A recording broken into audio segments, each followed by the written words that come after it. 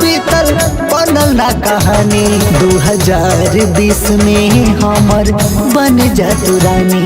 2020 में हमर बन जा तू रानी। दीवाना है दीवाना मेरा दिल तेरा दीवाना। दीवाना है दीवाना मेरा दिल तेरा दीवाना।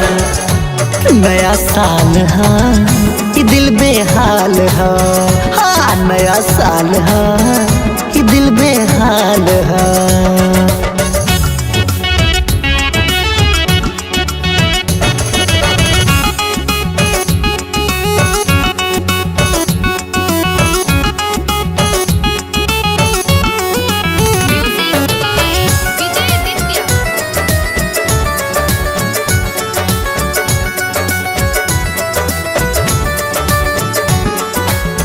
अप्रैल मई जून आइल जुलाई।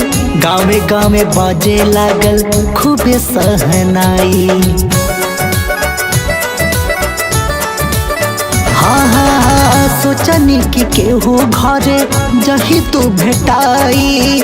दिलवा के हाल जान दे ही बताई। अगस्त सितंबर ला बढ़ल परेशानी। 2020 में हमर बन जा तू रानी। 2020 में हमर बन जा तू रानी।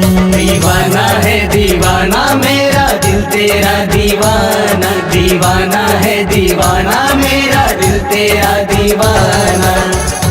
नया साल हा कि दिल बेहाल हा।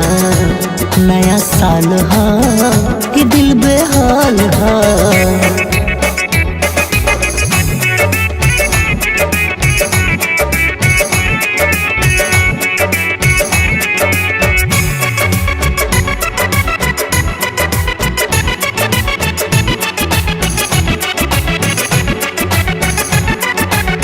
लगल अक्टूबर जान चली गए नवंबर। जाड़ के महीना लेके आइल दिसंबर।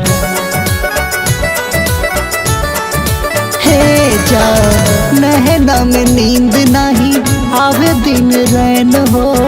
रात भर जागत रही मिले नहीं चैन हो। अब की नया साल में लव यू कहतानी। 2020 में हमर बन जा तू रानी। 2020 में हमर बन जा तू रानी। दीवाना है दीवाना मेरा दिल तेरा दीवाना। दीवाना है दीवाना मेरा दिल तेरा दीवाना। नया साल हा बुरा हाल हा। नया साल हा बुरा हाल हा।